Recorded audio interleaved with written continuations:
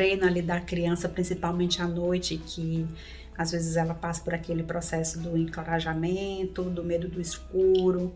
A cama do papai e da mamãe é melhor do que a minha, mais macia. Também é um processo, assim como o desfraldamento, não acontece do dia para a noite. E exige muita paciência, muito amor. Eu lembro por experiência própria, quando meu filho passou por essa fase, nós negociamos. Primeiro, quando ele começou a passar por essa fase do medo, ele acordava à noite, quando ele estava sem sono, e ele ia para nossa cama, e eu acordava com ele de madrugada, com ele na minha cama. Então, o que aconteceu é que toda vez que ele vinha para minha cama, eu redirecionava ele para a cama dele, e eu ficava com ele lá até que ele dormisse. Foi um processo bastante trabalhoso e valeu a pena. Demorou mais ou menos aí, não sei, uns 6 meses até ele se adaptar. Uma outra coisa, eu fiz uma negociação com ele, né? A gente negociou que se ele ficasse na cama dele e dormisse lá segunda, terça, quarta e quinta, na sexta-feira era o dia que ele poderia vir dormir com a gente na cama. Era o prêmio dele. E funcionou super bem, deu super certo. E tudo é uma questão de negociação. Aqui tem um outro exemplo bastante interessante, porque a gente às vezes esquece que as crianças, elas têm essa capacidade também de negociar entre elas. Você já permitiu, se você tem mais de uma criança, você já permitiu que a sua criança negociasse, no caso aí, quando ela se desentende, quando é mais de uma criança dentro da casa, né? Eu gostaria de fazer esse desafio para vocês hoje de... Se você tem mais de uma criança, né, e tem um problema, e você usa daquela estratégia que eu já falei em um podcast há algum tempo atrás, sobre dizer aquilo que você está vendo e pedir para que a criança dê a solução. Então, eram 2 meninos e eles estavam brigando por uma jaqueta. O menino mais velho, porque a jaqueta era dele e ele queria usar. E o menino mais novo, porque ele já tinha como usar aquela jaqueta, e aquela jaqueta foi repassada do irmão mais velho para o irmão mais novo. E a mãe chegou no quarto, os dois estavam brigando pela jaqueta, e ela falou: eu estou vendo aqui a pessoa mais velha que tá querendo a jaqueta, porque a jaqueta era dele. E eu tô vendo aqui uma criança mais nova, falou o nome da criança, né, que quer a jaqueta porque a jaqueta é dele. Vamos fazer o seguinte: vocês dois vão conversar entre si e vão decidir como que vocês vão fazer para usar a jaqueta. E saiu e deixou as 2 crianças lá conversando. Não transformou aquela situação em um grande problema, em uma discussão, em uma briga, ou então de dizer: você não precisa mais usar, que ela não é mais sua.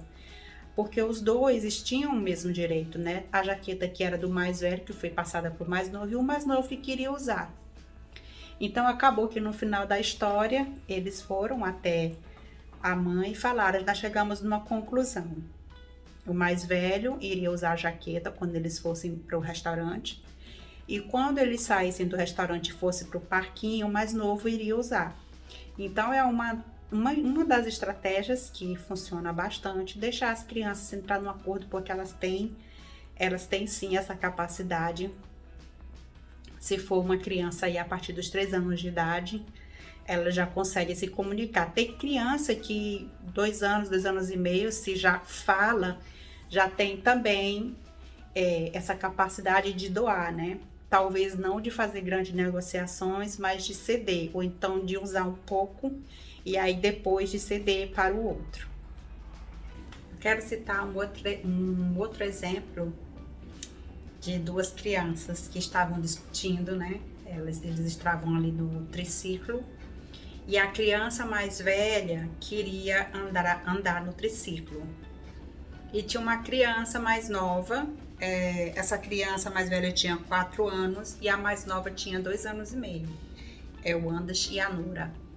E o Andas queria no triciclo, mas o triciclo era da Nora e a Nora também queria andar no triciclo. E eles dois começaram a brigar e discutir, porque um queria, o outro queria. E chegou um adulto e fez a intervenção entre as crianças. Olha, falou aquela estratégia, né? Eu estou vendo que o Anders quer andar numa bicicleta que é da Nora. E eu tô vendo que a Nora quer andar de bicicleta, mas não quer deixar o Anders andar. Eu vou confiar em vocês, eu tenho certeza que vocês vão chegar num acordo. Vocês dois vão conversar e vão decidir o que vocês vão fazer. E aí ele ficou de longe observando, né, como se ele não tivesse ali por perto, mas ele ficou observando. E os dois chegaram à conclusão. O Anders veio até o adulto e falou, olha, a gente chegou na conclusão que eu posso sentar no triciclo e a Nora vai sentar atrás e segurar na minha cintura. Ele falou, você não precisa falar isso para mim, você precisa falar para Nora essa decisão. E aí ele foi para lá e sugeriu a Nora e a Nora aceitou e eles ficaram bem, né? Então esse é um exemplo de que, independente da idade, mesmo as crianças mais novas que já se comunicam, né?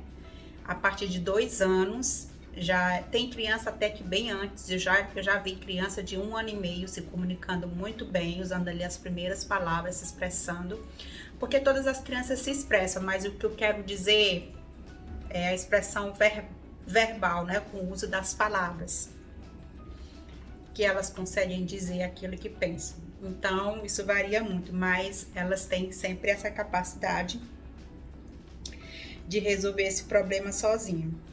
Tem um outro exemplo também de um menino, Jesper, e ele tem uma facilidade muito grande de explodir. Ele é como se fosse uma bomba. Quando alguma coisa não vai de acordo com aquilo que ele quer, o que ele está pensando, ele explode de uma vez. Os sentimentos dele que ele tem, ele não consegue controlar. E nesse dia, eles estavam na mesa de jantar, sentados à mesa de jantar, e aconteceu alguma coisa que os pais não conseguiram ali identificar o que foi, não viram. E essa criança saiu com raiva, a todo vapor para o quarto, gritando com muita raiva. E no meio do caminho, ele não foi por querer, mas ele topou em um vaso e o vaso caiu no chão e quebrou. Era um vaso da mãe dele. Na mesma hora a mãe dele ficou super irritada, mas ela respirou fundo e ele foi pro quarto, né? Ficou lá zangado e aí ela bateu na porta, depois que ela já tinha se acalmado, ela foi lá no quarto dele, bateu na porta, perguntou se poderia entrar. E aí ela falou para ele, né? Você sabe, quando eu também fico chateada, eu tenho muita vontade, às vezes, de vir aqui no seu quarto, chateada com você, né, no caso, de pegar e quebrar um brinquedo seu. E aí a criança ficou assim meio assustada com ela, né?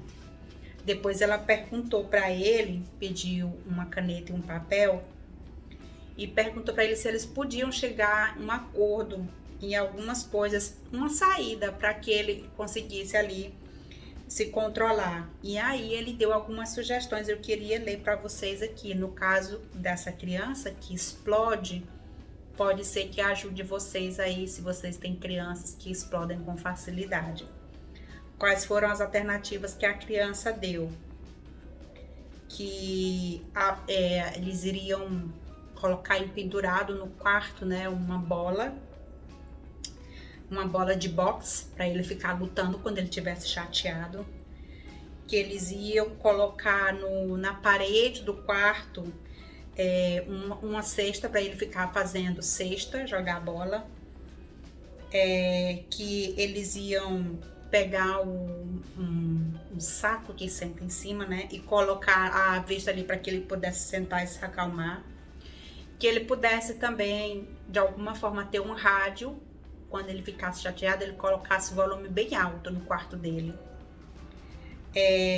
Que ele também conseguisse, aqui tá na moda, gente, uns tipo, sabe aquelas bolinhas de ar que a gente espreme aqui? Eu acho que no Brasil também já chegou. Para criança, é feito de silicone, e aí a criança, para se acalmar, ela vai apertando aquilo, ela vai para cima e vai para baixo. Parece com aquelas bolinhas de ar. Que ele também poderia colocar um travesseiro na cabeça para se acalmar, né? Aí ele colocou também, ele colocou todos os pensamentos dele. Ele colocou bater na porta, pular de um pé, pular na cama, acender e apagar, correr ao redor da casa 10 vezes, cortar papel, né? Eu já dei essa alternativa em outros podcasts, que é uma alternativa. Nipa Meichelv, que ele poderia, assim, ficar apertando nele para se acalmar, né? Porque tem criança que tem essa necessidade, tem criança que aquela bolinha de borracha, que é terapêutica, né? Ele fica apertando ali na mão, então ele poderia ficar fazendo isso no corpo dele para se acalmar. E esse adulto fala aqui que não falou nada, né? Só escreveu tudo o que ele ia dizendo. Depois de dizer tudo o que ele queria, ele não sabia o que era interessante, né? Então ele sorriu um pouco para dar atenção. E aí ele ficou esperando pela resposta do adulto para saber qual daquelas coisas que ele poderia fazer, né? E aí o adulto fala que quando eles olharam para a lista, eles retiraram algumas coisas e ele explicou por que não funcionaria. Então é muito interessante que a gente, como adulto, na hora da negociação ali, de olhar a lista, que a gente não concorde. Se a gente não concorda com algumas coisas, que a gente explica o porquê. Mas as outras coisas, eles aceitaram. Aqui eles falam também que quando o adulto perguntou, né, questionou sobre rasgar papel. Por que você quer rasgar papel? E ele falou, né, porque é só um problema. Eu sei que eu posso pegar o resto de papel depois do chão. Então, naquela noite, todos dois se acalmaram e essa criança se acalmou também, né? Deixa eu ver o nome dele aqui. O Jesper. E ele tem 8 anos, gente. Então, ele já conseguia aí se familiarizar e dizer tudo aquilo que ele pensasse. Então, gente, eu vou ficando por aqui com esse podcast de hoje. Espero que vocês tenham gostado. Compartilha com as pessoas que vocês conhecem. Esses exemplos, essas histórias, pode servir também para outras pessoas que convivem com crianças, que educam, que são pais, professores, tá bom? Recomendo aí para todo mundo que você conhece e que você entende que essas pessoas também vão gostar desse conteúdo. A gente se vê no próximo podcast. Até mais!